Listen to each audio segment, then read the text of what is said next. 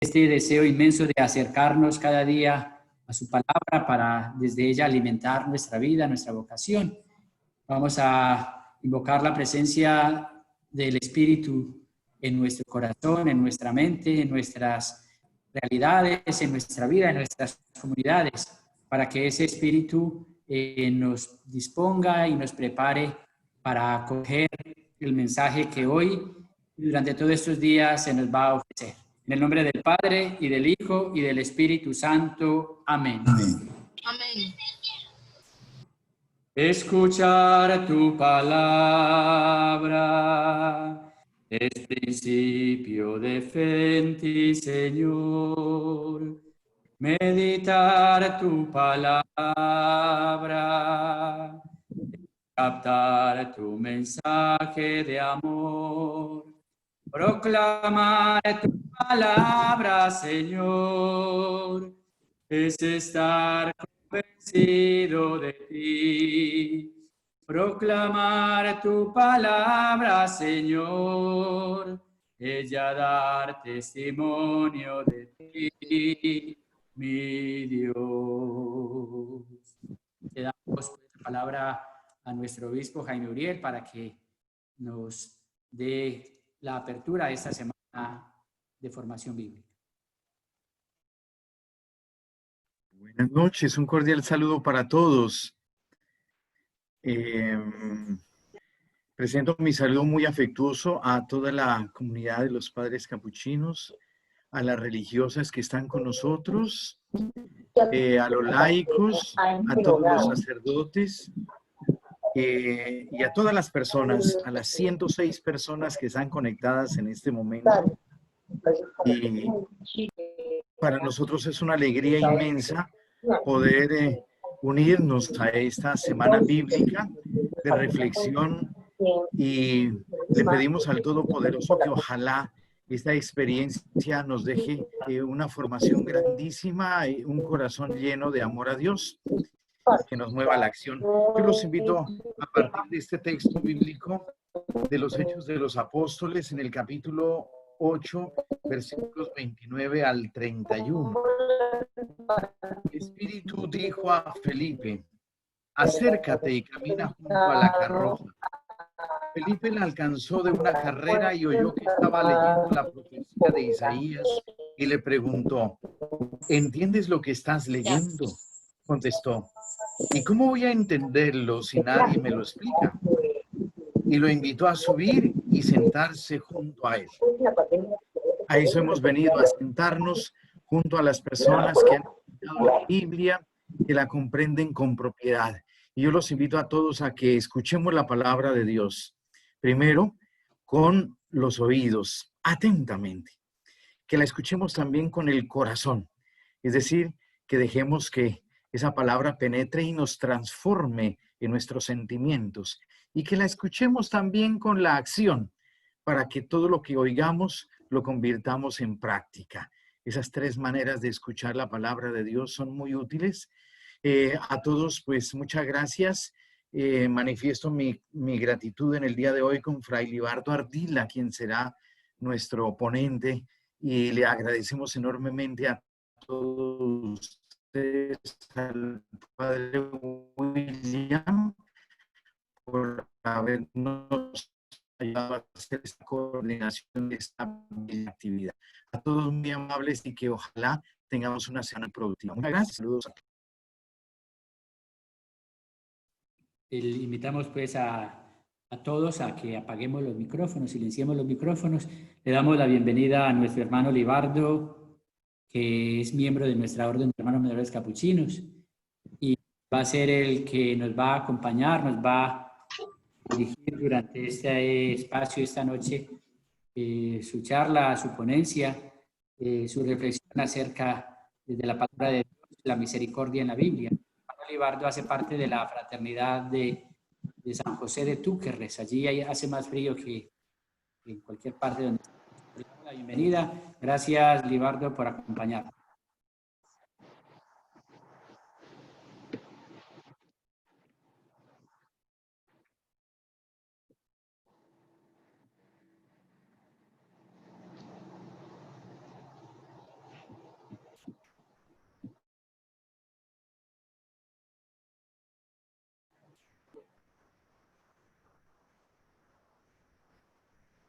Bien pueda, Libardo, comenzamos. El hermano Libardo no ha activado el micrófono desde la computadora, padre, por eso no han podido hablar. Hermano Libardo, si me está escuchando, debe activar el sonido en la computadora para que pueda hablar.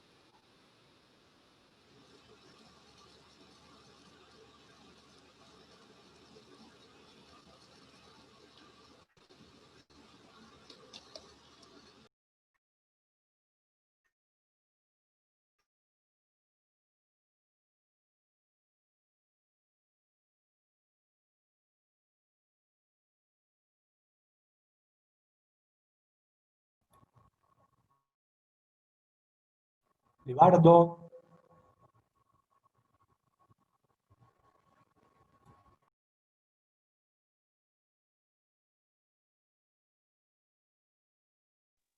Ahora parece que sí lo está conectando.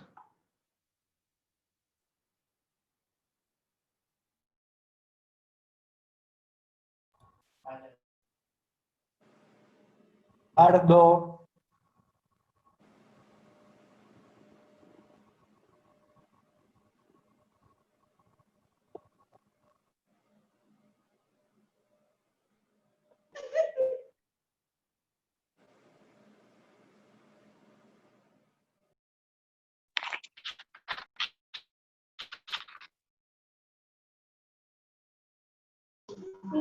Y si quieres hablar de un día acá otra vez. Fácil.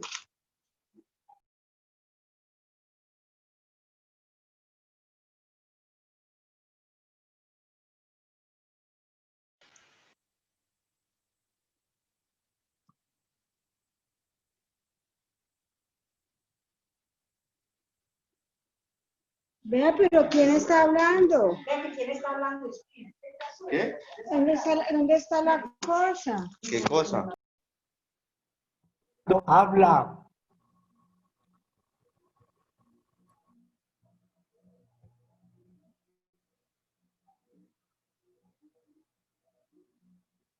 Libardo, activa el micrófono.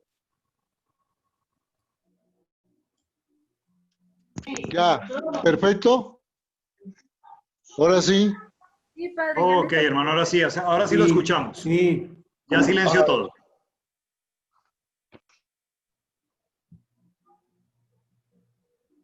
¿Listo?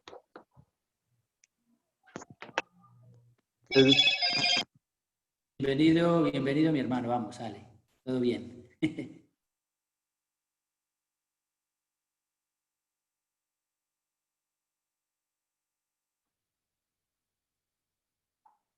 Volvió a apagar el micrófono, Libardo. Préndelo otra vez. No, es que se sale. No sé qué pasa. No sé. ¿Me escucha? ¿Sí? Sí, señor. Bueno, en nombre de Dios. Bueno, mis queridos hermanos y amigos que están unidos a través de este medio, darle las gracias por esta oportunidad para compartir este bello mensaje de la palabra de Dios, sobre todo iniciando esta semana que vamos a reflexionar especialmente sobre la Sagrada Escritura, lo importante que es la palabra de Dios para la vida de cada uno de nosotros, porque ella, como la conocemos y la hemos experimentado, es la luz para nuestros pasos, es la lámpara que guía nuestros pasos. 127. Agradecerle a todos ustedes. Quiero compartir una sencilla reflexión a la luz de la palabra de Dios sobre la misericordia en la Sagrada Escritura. No he profundizado de lleno totalmente en lo que podríamos entrar en esta temática, pero es una reflexión que espero que les pueda dejar algo de enseñanza y de reflexión para nuestra vida personal y comunitaria. Y quisiera comenzar esta reflexión recordando, ante todo, la motivación del Papa Francisco cuando declaró el año jubilar sobre la misericordia, que nos invitaba a todos nosotros, a toda la iglesia, a celebrar y vivir la misericordia en todas las comunidades. Él nos decía que la misericordia hace tangible la verdad del Evangelio.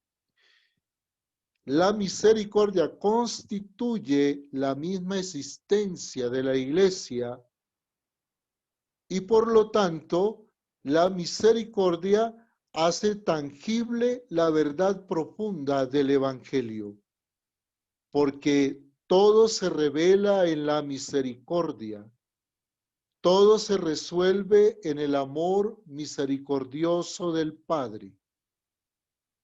Y recordemos esa carta apostólica que el Papa escribió a toda la iglesia con motivo de la clausura del año de la misericordia, llamada Misericordia Mísera, que nos invita a reflexionar sobre el texto de Juan 8:1-11, ese encuentro entre Jesús y la adúltera, donde se expresa el perfecto amor y la perfecta expresión de la misericordia de Dios con el ser humano.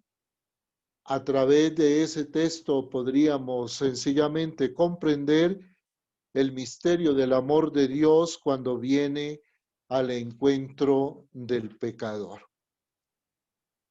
Y bueno, mis queridos hermanos, yo he querido centrarme sobre todo para hablar de la misericordia. Voy a tomar varios momentos a lo largo del Antiguo Testamento y sobre todo me voy a centrar en el Evangelio de San Lucas. Conocemos de alguna manera de que el Evangelio San Lucas se le llama con razón el Evangelio de la misericordia, porque en él se concentra el gran mensaje acerca de Dios, ese mensaje que nosotros lo hemos reflexionado, lo hemos orado, ese mensaje que se ha revelado a través de la historia de la salvación, que es un Dios lento a la ira y rico en piedad y leal. Por eso, quien lea el Antiguo Testamento sin ningún tipo de prejuicios puede percibir a través de esa lectura el mensaje de un Dios misericordioso con toda claridad. No solo esa frase, sino muchas frases las que hablan de las actuaciones de Dios con su pueblo. Es la actitud permanente de Dios con su pueblo la que impide, diríamos así, hacer aquella división entre el Dios del Antiguo Testamento y el Dios del Nuevo Testamento, que ha amenazado el cristianismo desde sus comienzos. Recordemos que esta amenaza siempre ha existido de dividir o de separar el Dios del Antiguo Testamento con el Dios del Nuevo Testamento revelado en la persona de Jesús.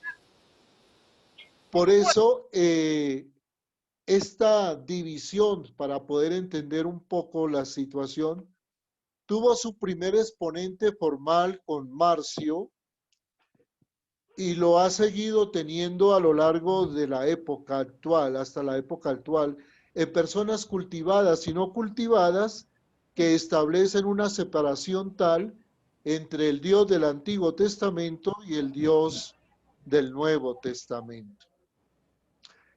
¿Esto por qué lo menciono, mis queridos hermanos? Porque es importante que nosotros descubramos que a través de la historia de la salvación, Dios siempre se ha revelado al ser humano con una infinita misericordia y una infinita fidelidad. Y el Dios de Israel es sin duda el Dios de la misericordia, y así se presenta desde el libro del Génesis hasta los últimos libros que cierran la revelación del Dios al pueblo de la primera alianza. Por tal motivo, este Evangelio de la Misericordia, que es el Evangelio de San Lucas, que ya se le llama así por los estudiosos, se sitúa perfectamente en esa línea del Antiguo Testamento que venimos hablando, de esa manifestación del Dios de la misericordia, de esa línea de la revelación de Dios a lo largo de la historia del hombre, de la humanidad.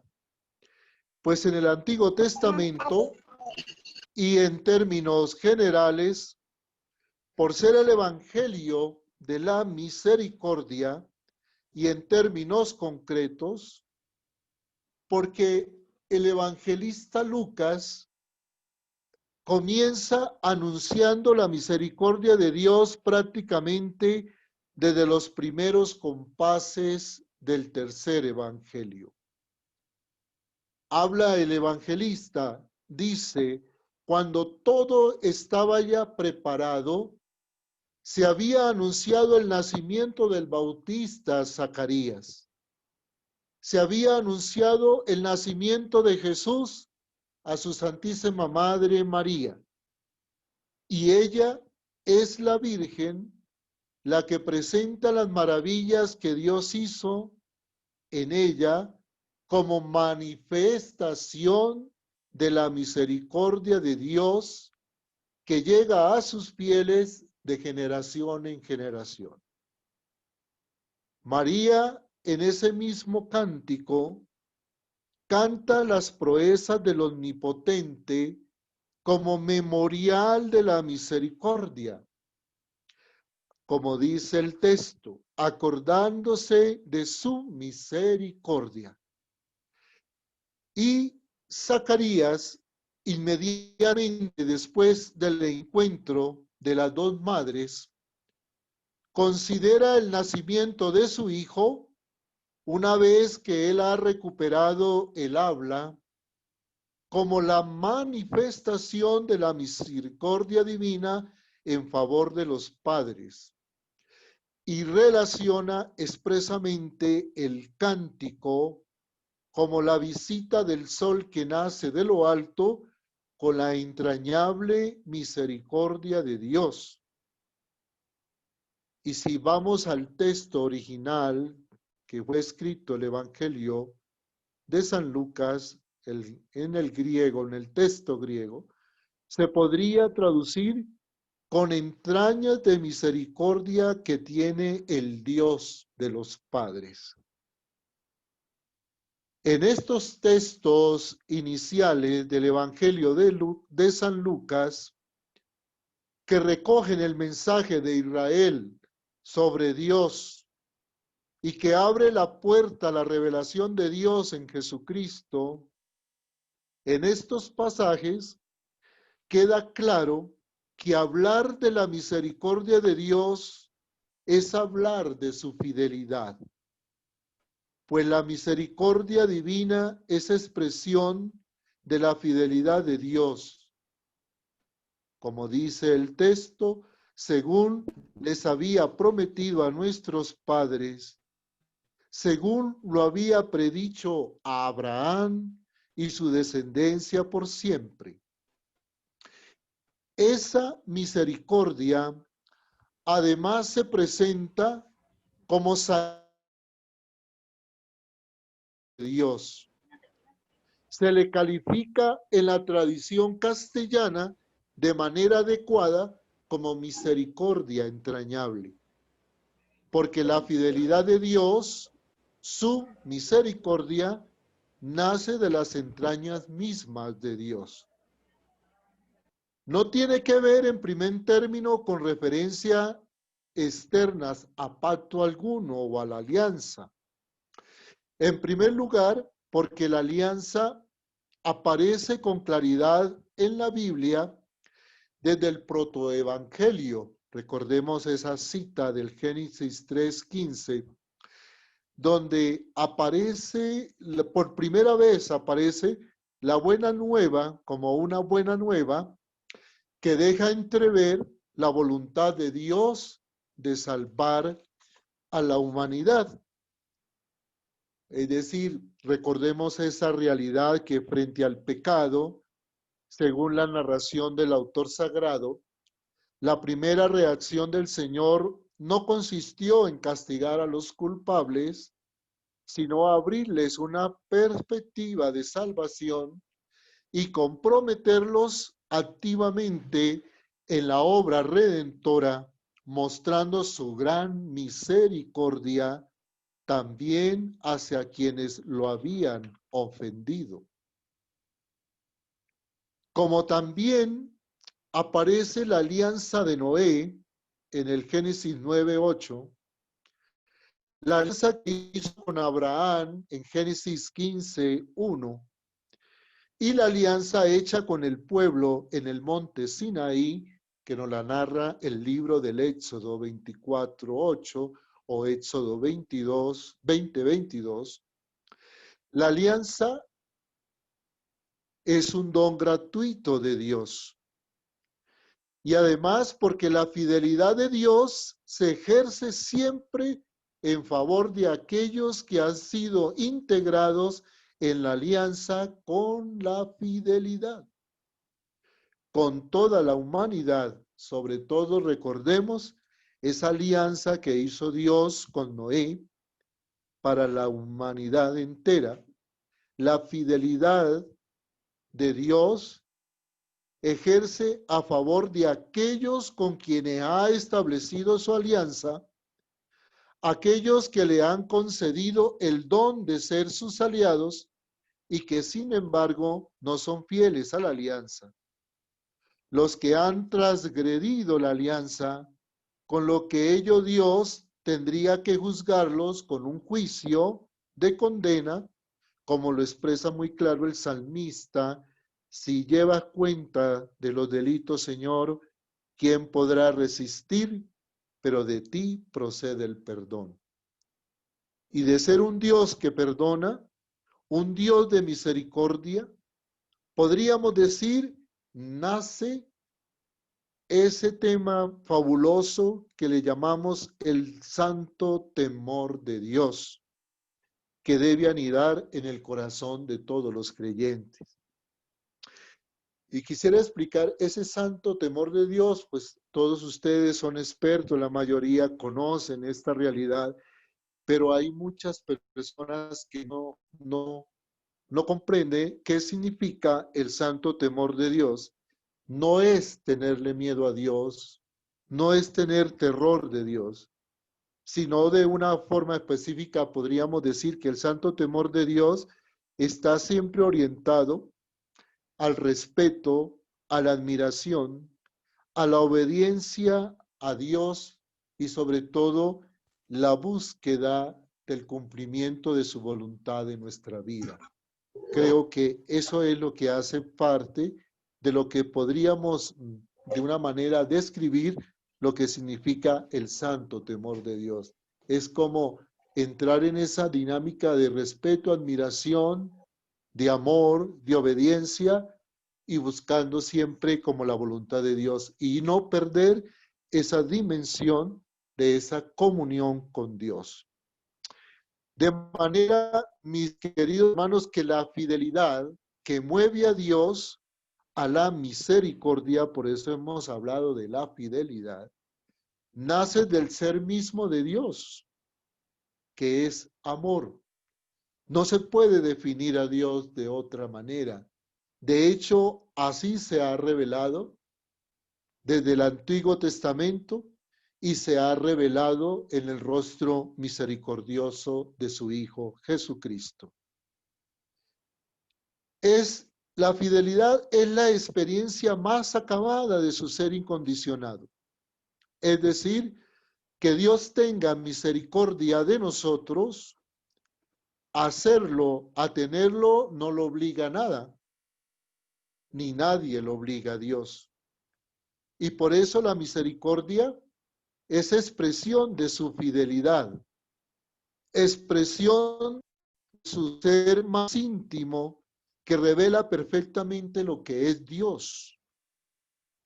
Esta afirmación se muestra de forma extraordinaria en esa parábola que está situada, o la serie de parábolas, podríamos decir, que están situadas en el centro del Evangelio de San Lucas, en el capítulo 15, la famosa parábola del Hijo Pródigo, o como también se le conoce, la parábola del Padre Misericordioso, porque pretende cantar la actitud de aquel padre que tenía 2 hijos.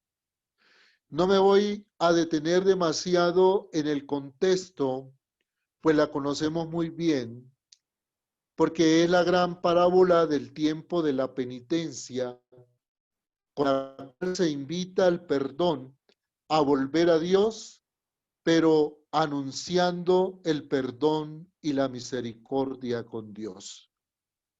La primera parte de la parábola es la más larga y además está muy bien contada.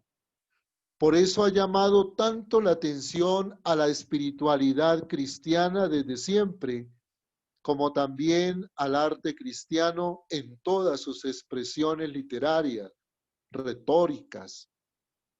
La imagen del hijo que deja la casa paterna y queda casi desposeído por abandonar la casa del padre, pues abandona su condición de hijo y de persona humana. Sin embargo, a pesar de esa extensión o amplitud de la primera parte y de lo bien contada que está, el relato conduce sin duda alguna al punto de llegada que es la presentación de la figura del Padre en el encuentro con su Hijo, el Padre que se asoma día a día y mira al horizonte con la esperanza de que su Hijo regrese, pero que en uno de esos días mira al horizonte y de lejos divisa a su Hijo que regresa, lo vio y se le conmovieron las entrañas. Se echó a su cuello y lo besó efusivamente, porque así es Dios. Así se nos ha mostrado Dios en su Hijo Jesucristo. Quisiera hacer un aporte pastoral, ya que estamos pues unidos en esta dimensión de vivir la experiencia de la Sagrada Escritura. Yo diría, mis queridos hermanos y hermanas, que de esta manera, como nos habla la parábola del hijo pródigo o la palabra de los 2 hijos, como la que quisiéramos llamar, así nosotros tendríamos que vivirlo y experimentarlo. Así tendríamos que mostrar a Dios. Demasiado tiempo quizás hemos asustado a nuestros fieles en el nombre de Dios, mostrándole un rostro de Dios castigador y no el rostro misericordioso de Dios. Por eso yo diría que necesitamos hacer un repaso de misericordia. Necesitamos acercarnos al Padre de la misericordia para aprender de Él la misericordia. Sería un trabajo personal de cada uno de nosotros, de cada cristiano. Necesitamos descubrir verdaderamente ese rostro misericordioso de Dios que se nos revela a través de su Hijo Jesús y que lo podemos encontrar a través de la Sagrada Escritura, en especial de esta parábola que nos narra el evangelista San Lucas. Y en ese aprendizaje, obviamente tenemos evidentemente un maestro extraordinario que es Jesús de Nazaret, que es el rostro humano de la misericordia de Dios, que es presencia viva de la misericordia del Padre, maestro ilimitable de la misericordia. Y de hecho, en el canto con el cual Zacarías bendice a Dios por su hijo recién nacido, recordemos a aquel sacerdote a quien le tocó por turno oficiar en el templo de Jerusalén, decía: por la entrañable misericordia de nuestro Dios, nos visitará el sol que nace de lo alto. Es decir, presenta a Jesús, el sacerdote Zacarías, cantor y profeta en ese sentido, presenta a Jesús como producto, podríamos decir, como efecto de la misericordia de Dios. La visita del sol del oriente, el hijo de David, que se sentará en el trono de su padre, está impulsada en un efecto directo de la misericordia entrañable de Dios. Con esta presentación se recoge la percepción del misterio de Cristo que es común a todo el Nuevo Testamento. San Pablo escribía la carta a los Romanos, allá Romanos 5:12, antes de contemplar la justificación que Dios ha otorgado en la obra de Jesucristo sobre el telón de fondo del pecado de Adán, hace un pequeño repaso a todo lo que había dicho y afirma aquello que dice: en esto se ha manifestado el amor que Dios nos tiene, que siendo nosotros pecadores, Cristo murió por nosotros. Y San Juan en el cuarto evangelio y en la primera carta de las 3 que componen en este conjunto de escritos juánicos, dice prácticamente lo mismo, tal vez aplicándolo de alguna manera, con una aplicación que tiene que ver mucho con nuestra pastoral de ministros de la misericordia y con el acento que el Papa Francisco ha venido insistiendo en el tema de la misericordia. Dios amó tanto al mundo que le entregó a su Hijo unigénito, porque Dios no mandó a su Hijo al mundo para condenar al mundo, sino para que el mundo se salve por medio de él. Pero si volvemos nuevamente al Evangelio de San Lucas, podemos ver cómo desarrolla esa presentación al comienzo del Evangelio el acontecimiento de Jesucristo. Y quiero centrarme en este caso en su nacimiento. Esa presentación alcanza sobre todo a su vida pública, muerte y resurrección y ascensión al cielo. El misterio de Cristo como manifestación, como culmen de la misericordia de Dios. Lo mismo que los demás evangelistas, San Lucas presenta a Jesús como profeta y lo hace de manera solemnísima en la escena de la visita a Nazaret que el evangelista Lucas adelanta, pues no se ha producido ningún otro episodio en la vida pública del Nazareno bien presentado en la sinagoga de Nazaret. Jesús es invitado a tener la lectura y proclama nada menos que un texto del profeta Isaías, donde el siervo de Dios es presentado como ungido por el Espíritu para anunciar la buena nueva, la liberación a los pobres. Jesús es evidentemente el profeta. Hoy se ha cumplido esta escritura que acabáis de oír. No es un lector más que ha subido al estrado de la sinagoga. Ha proclamado, como se hace todos los sábados, la lectura para los hijos piadosos de Israel.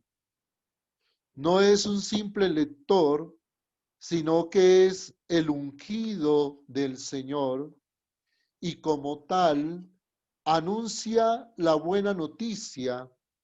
Lo hace en Nazaret y lo hará por todos los caminos de Galilea, yendo hacia Jerusalén, donde se consumirá su Pascua. De sus labios, precisamente en ese camino hacia Jerusalén, salen aquellas parábolas de las cuales me he referido, que son la oveja perdida, el Padre misericordioso. Esta parábola que tiene como protagonista a un hombre, en contraste con la parábola de la dracma perdida, que tiene como protagonista a una mujer, y que muchos consideran que el Evangelio de San Lucas se le califica como el Evangelio de las mujeres. Jesús enseñó con su palabra como profeta del Señor la misericordia de Dios. Mostró a Dios misericordioso, pero su enseñanza no fue solo teoría. Las mencionadas parábolas las pronunció en el contexto concreto de las críticas a su actitud de mezclarse, de comer, de compartir, la existencia de dialogar con publicanos y pecadores. Las críticas de los bien pensantes de Israel en su tiempo, esas críticas que estaban directamente orientadas por el comportamiento de Jesús, Jesús pronuncia el mensaje de la misericordia para contrarrestar a esas críticas que le lanzaban sus contemporáneos, sus contradictores. Esa actitud, la acción, la actuación misericordiosa del profeta de Nazaret, poderoso en obras y palabras, que anunció la buena noticia a los pobres, pero también la liberación a los cautivos, la recuperación de la vista a los ciegos. Todo ello formaba parte del año de gracia que él venía a proclamar. Todo ello formaba parte de ese hoy que comenzó con su nacimiento, cuando los ángeles anunciaron a los pastores que hoy en la ciudad de David ha nacido un Salvador, y se manifestaría de forma paradójica y extraordinaria en el Calvario, cuando de los labios del profeta de Nazaret, agonizando, saliera aquella palabra del perdón con aquel antiguo ladrón arrepentido: hoy estarás conmigo en el paraíso. Jesús no solo anuncia la misericordia, sino que actúa la misericordia de Dios. Las escenas son impresionantes, tanto como narran otros episodios, cargados de fuerza significativa que podríamos denominar gestos proféticos o gestos simbólicos. Tenemos el milagro de la resurrección del hijo de la viuda de Naín, narrado en el evangelista San Lucas, capítulo 7, del 11 al 17, Un milagro más de resurrección que encontramos en los evangelios.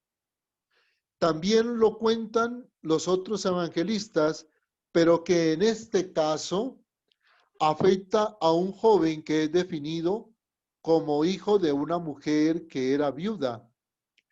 Y recordemos que en el contexto bíblico, una mujer que quedaba viuda quedaba totalmente desposeída y no había quien, si no tenía un hijo mayor que la defendiera, pues quedaba a merced de las autoridades y perdía todo el derecho a la herencia. Es decir, una mujer viuda, sin que tuviera un hijo varón que la defendiera, pasaba a ser del grupo de los pobres y marginados de la sociedad israelita. Y los relatos del milagro, todos tienen un esquema conocido, que nosotros pues lo conocemos: la presentación de los hechos, la petición de la actuación de la persona que tiene cualidades taumaturgas, los resultados de esa actuación, un rechazo y el efecto final del milagro. En este caso de este milagro, toma tu camilla y echa a andar. En este caso, cuando leemos el milagro, además de la descripción impresionante, la mujer madre de aquel que va a ser el beneficiario del milagro impacta cuando Jesús la mira, y el evangelista nos narra que Jesús al verla se conmovió. Es decir, sus entrañas se conmovieron, como se conmovieron las entrañas del padre de los dos hijos. Porque Jesús es la presencia viva, humanada, el Dios de la misericordia, de cuyas entrañas ha surgido el acontecimiento Jesucristo. Y lo mismo que se conmueve Dios, se conmueve Jesús. Y por eso actúa a favor de aquella mujer que había quedado viuda. Hay otras actuaciones no milagrosas de Jesús, que son actuaciones, gestos cargados de significación profética. Encontramos la llamada de Leví, la comida de Jesús en casa del fariseo.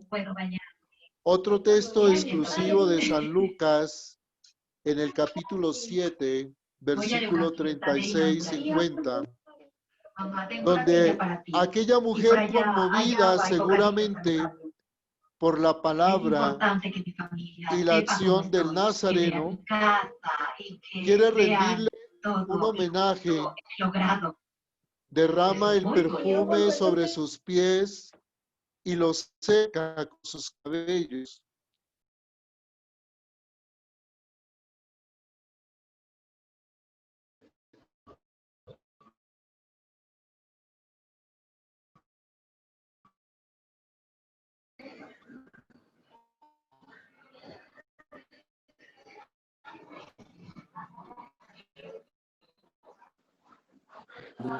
Libardo, se le apagó el micrófono.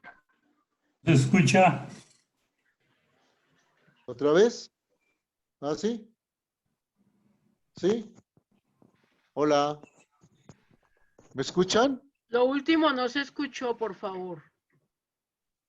La escena de las negaciones de Pedro, Ahí. ¿sí? Que el evangelista San Lucas nos narra y nos describe la mirada de Jesús sobre el discípulo una vez que Pedro ha negado a Jesús, y que lo narra en el capítulo 22, versículos 61-62, expresa esa mirada misericordiosa de Jesús, que el discípulo, al sentirse traspasado por la mirada misericordiosa, le lleva a la conmoción total y luego la escena del perdón otorgado a los verdugos. Padre, perdónalos porque no saben lo que hacen. Y finalmente la escena del buen ladrón, hoy estarás conmigo en el paraíso. Todos estos testimonios que encontramos a lo largo de los evangelios, y en este caso en el Evangelio de San Lucas, nos revelan, digamos, de una manera especial a Jesús como presencia viva de la misericordia de Dios. Hay un episodio que he querido compartir con todos ustedes y que tiene mucha fuerza porque tiene que ver también con la misericordia, y es el texto de la conversión de Zaqueo en el capítulo 19 del 1 a 10, también contado solo por Lucas. Aquel hombre pequeñito que quiso ver a Jesús, que tuvo que subirse a un sicómoro, quería enterarse quién era Jesús. Y este texto es interesante porque presenta a Jesús y a Zaqueo en un continuo movimiento. Jesús llega a la ciudad y atraviesa la ciudad de Jericó, mientras por otro lado, Zaqueo sale de su casa en busca de conocer a Jesús. Y hay un esquema, mis queridos hermanos, un esquema que se repite mucho a lo largo de la Sagrada Escritura, y es el esquema de salir, atravesar y entrar. Y es un esquema muy importante que se ha adoptado mucho en la vida espiritual, en la vida ascética, porque nosotros necesitamos salir de la situación, atravesar, asumir ese proceso de purificación para entrar en una nueva vida. De hecho, Jesús hizo ese mismo esquema. Y obviamente el pueblo de Israel también tuvo que hacer ese esquema, salir de la esclavitud de Egipto, atravesar el desierto para luego entrar en la tierra prometida. Pero ¿qué es lo que dificulta en la vivencia espiritual de este esquema? Es que muchas veces sucede lo que sucedía o sucedió con el pueblo de Israel. Cuando estaba en Egipto, el pueblo, no tanto la dificultad era el faraón, la dificultad que tuvo Moisés era que el pueblo no tenía conciencia de que era un pueblo libre. Y hasta que el pueblo no tomó conciencia de que era un pueblo libre, no salió de Egipto. Y obviamente tuvo que hacer esa purificación del desierto, atravesar toda esa situación que vivió para luego entrar en la dimensión de la nueva experiencia de la vida nueva de la tierra prometida. Cada uno de nosotros repetimos ese esquema a lo largo de nuestra existencia humana y o a veces nos quedamos en un estado o nos cuesta mucho salir de una situación y atravesarlo para entrar en esa nueva experiencia de vida. Por eso entonces Zaqueo entra en esa dimensión de salir al encuentro con Jesús. Quería enterarse quién era Jesús, porque había oído hablar de él y sentía curiosidad de verle cuando el Nazareno llegó a la ciudad de Jericó. ¿Y cuál fue la respuesta de este encuentro? Entre la gracia de que Jesús quisiera hospedarse en su casa, una invitación que cambia completamente la existencia de Zaqueo. Señor, voy a dar la mitad de mis bienes a los pobres. Podríamos ir concluyendo de que quien se encuentra con el Dios misericordioso que se ha hecho caminante detrás de Jesús, se encuentra con la misericordia plena, viva y eficaz de Dios que le lleva a transformar su vida. Es una misericordia que cambia la mente de la persona que lo vive. Es impresionante cómo el evangelista Lucas revela esa expresión de Zaqueo. Las palabras del maestro sobre el hoy de la salvación en casa de Zaqueo tenía sin duda una referencia cristológica. Se repite el mismo adverbio hoy que había resonado en Belén en la noche de Belén. Hoy os ha nacido en la ciudad de David un Salvador. Mis ojos han visto la salvación, cantó Simeón. Y el mismo adverbio que salía de los labios de la gente cuando veía las actuaciones de Jesús, todos quedaron atónitos y alababan a Dios diciendo, hoy hemos visto cosas increíbles, pues todos estaban sobrecogidos de un santo temor.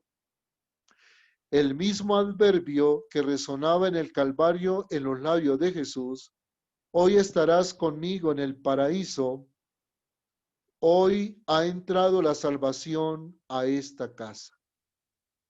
Hay una clara referencia cristológica en el sentido de que Jesucristo es presentado como la encarnación del Dios que salva, el portador de la salvación de Dios y por tanto el portador de la misericordia entrañable de Dios.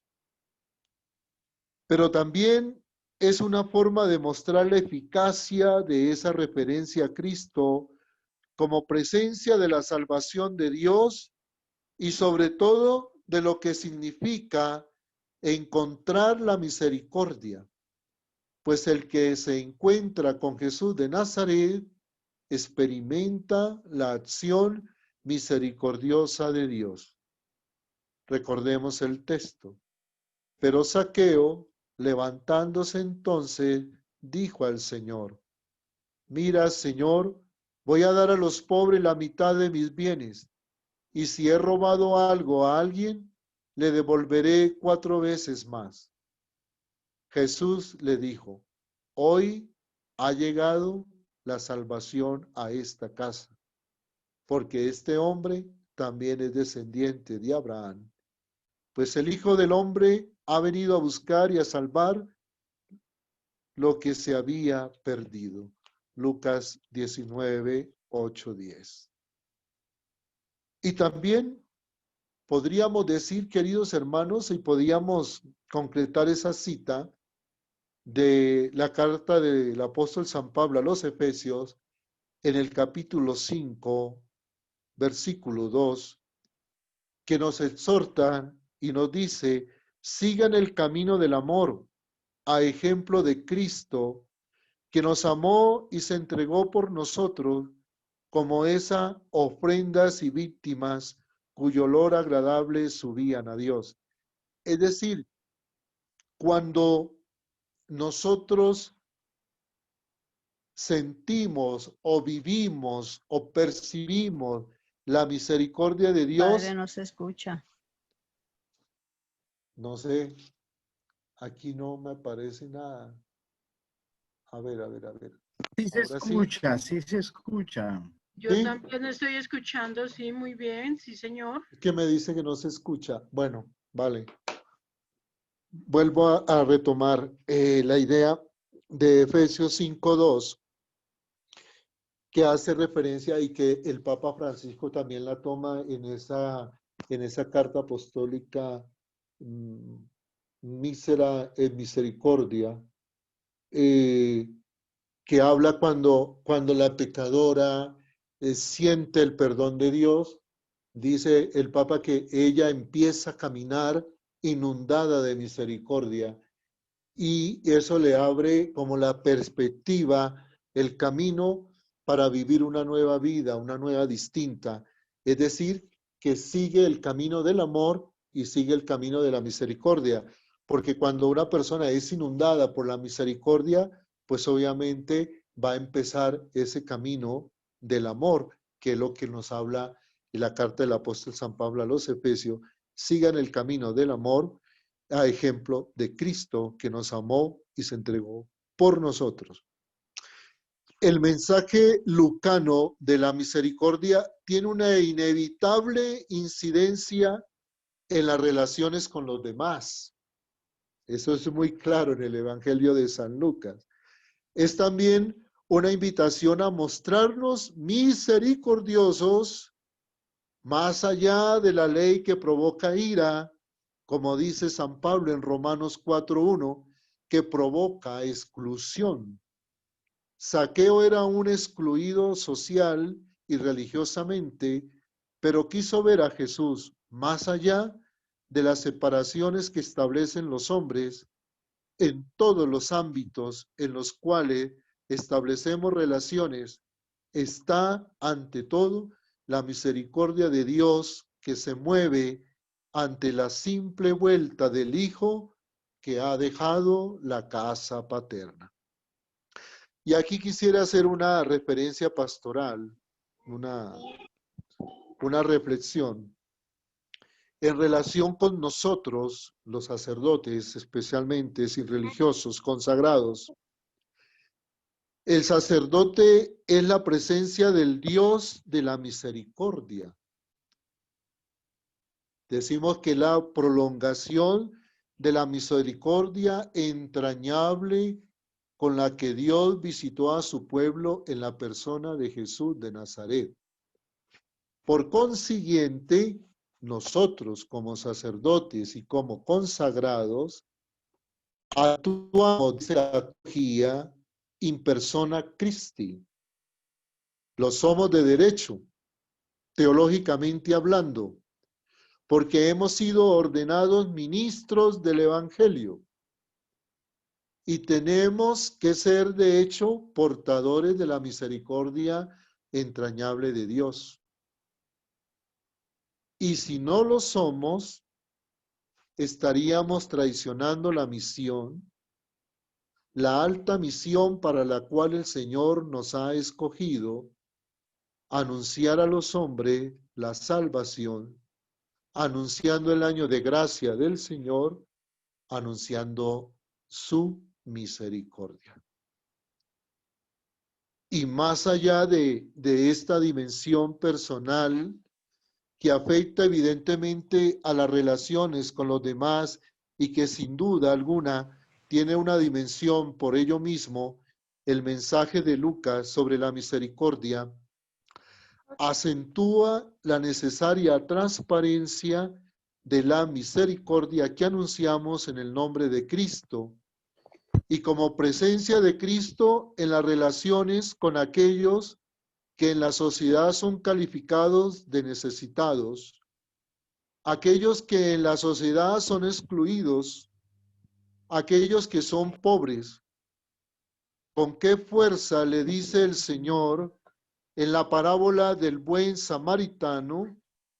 ¿Con qué capacidad conduce al escriba desde la pregunta que éste le hace sobre la teoría del prójimo? ¿Quién es mi prójimo? A escuchar y a confrontarse con la realidad de una religión que no es pura y auténtica cuando no abre el corazón al hermano necesitado. Nada justifica que pasemos de largo ante un hermano que nos necesita. Prójimo es el decir de Jesús con una referencia a la realidad que responde a una pregunta teórica del escriba. Prójimo es aquel que tuvo misericordia del necesitado que yacía en el camino, aquel cuyas entrañas se conmovieron y en expresión de esa conmoción hizo todo lo que pudo.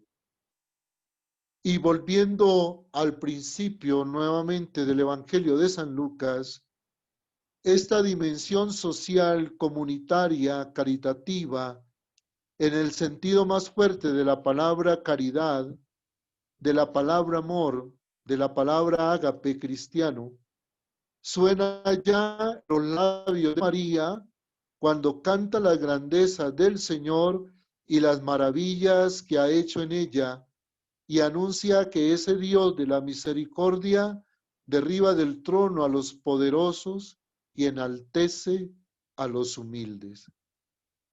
El cántico de María resuena con claridad en otra de las parábolas que nos cuenta el tercer evangelio y que solo aparece en este evangelio, la parábola de aquel rico sin nombre que nos narra en el capítulo 16, 19, 31.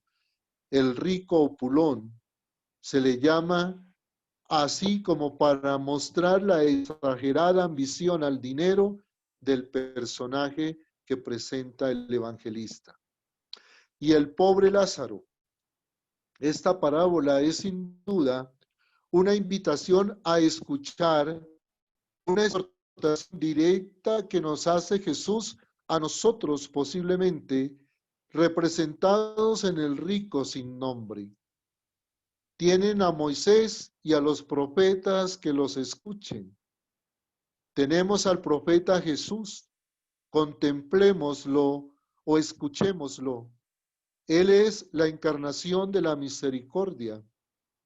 Ser misericordioso como el Padre que nos amó con un amor conmensurable en su Hijo Jesucristo, el esperado de Israel, nacido de María la Virgen, la primera discípula de su Hijo en todo, también en la concepción y en el anuncio de la misericordia de Dios que se hizo presente en él. Su misericordia llega a sus fieles de generación en generación. Como una pequeña conclusión, mirar al tiempo de la plenitud de la revelación, mirar la misericordia de Dios anunciada en la primera alianza, se ha hecho visible y transparente en el rostro de su Hijo Jesucristo.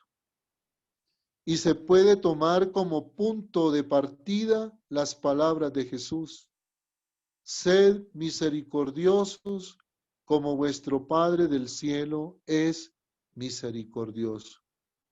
Lucas 6, 36. En estas palabras del Maestro, la misericordia se presenta como un imperativo. Jesús manda a sus discípulos o a todo el que quiera seguirlo a ser misericordiosos. La misericordia forma parte del corazón del Evangelio de Jesucristo. Forma parte del testimonio del Evangelio que nos ofrece San Lucas. Evangelio de la misericordia. La misericordia evangélica presenta en la unión de las palabras de Jesús en el Sermón del Llano con las palabras del Levítico, porque yo soy el Señor vuestro Dios. Por tanto, consagraos y sed santos, porque yo soy santo. Levítico 11, 44, 47. En estas palabras expresa una posibilidad de imitar a Dios y se concreta en la exigencia de ser santos, y San Lucas lo expresa en ser misericordiosos como vuestro Padre es misericordioso. Por este imperativo, la misericordia de Jesús aparece situado en forma extraordinaria en el horizonte de la actuación impredecible de Dios. El comportamiento cristiano hunde sus raíces en el ser mismo de Dios, que es lento a la cólera, rico en piedad y misericordia. Y en cuanto a exigencia, se presenta como un componente irrenunciable del camino de todos aquellos que quieran seguir a Jesús. La misericordia es, para los seguidores, la respuesta más clara y concreta a Dios, pues los discípulos o seguidores han tenido que experimentar también la misericordia divina. Bueno, mis queridos hermanos, esa era la reflexión que había preparado para compartir con todos ustedes en este inicio de la Semana de la Biblia, hablando de esta misericordia tan importante que es el centro de nuestra vida cristiana y que nos invita a vivirla, a compartirla, a sentirla y sobre todo también a purificarla cada día más para que nosotros podamos ser misericordiosos como nuestro Padre es misericordioso. Esa es la invitación que nos hace Jesús. Y que como seguidores de Jesús tenemos que imitarlo en lo más que podamos. Y sobre todo nosotros como sacerdotes tenemos que practicar esa misericordia, sobre todo en ese sacramento de la reconciliación y de ser muy allegados a esta experiencia de amor divino en nuestra realidad humana. Muchas gracias. Gracias, Padre. Gracias, Padre Libardo. Muchísimas gracias de mi hermano y Gracias, Padre. Libardo, muchas gracias. Excelente. Pues hemos estado ya, hemos pasado Muy hermoso este primer día. Agradecemos a Libardo, nuestro hermano, por el compartir, por este espacio en el que nos ha iluminado desde la experiencia de la misericordia. Esto apenas comienza, estamos ya invitados desde ahora para participar mañana. Tendremos también nuevamente desde las 8, poquito antes nos conectamos, hay que intentar comenzar a las 8, 8:05. Mañana tenemos la compañía de Jenny Santamaría, la doctora Jenny Santamaría, para que estemos también, invitemos más personas, que hay más espacio. Tenemos hoy llegamos a 130 y tantos miembros conectados, pues hay espacio para más personas y queremos invitar a amigos, familiares que participen. Mañana tenemos la justicia en la Biblia y la misión hoy, una experiencia bonita. Ya mañana conoceremos un poco a la doctora Jenny Santamaría. No sé si Monseñor nos va a decir algo, nos va a dar la bendición antes de terminar. Sí, señor. Muchas gracias. Muy amable a Fray Libardo Ardila por sus aportes, porque son muy importantes. Y bueno, yo solamente quería hacer dos noticas. La primera, del Santo Padre Juan Pablo II, les recomiendo que lean esa carta encíclica Dives in Misericordia. Él por allá decía que la misericordia está, no habla y apenas voy a los nombres, como me los puedo decir. Dice el Papa que uno de los términos es Gesed, y que eso significa la bondad de Dios, su amor, su fidelidad a la alianza que tanto nos hablaban ahora. Y el segundo, que es Rajmin, que hace referencia a la dimensión maternal, a unas entrañas de madre. Es decir, que la misericordia es ese amor de Dios expresado en términos de ternura, en términos maternos. La misericordia es la presencia de Dios ante el ser humano débil y pecador. Hay algunos que definen así a Dios esa expresión de Dios Padre que ama con entrañas de madre. Por ahí iría la misericordia. Por allá San Gregorio Magno también tiene una frase muy linda que dice que la suprema misericordia no nos abandona, ni aun cuando la abandonamos. Y la misericordia se manifiesta principalmente en los momentos de desesperanza y de muerte.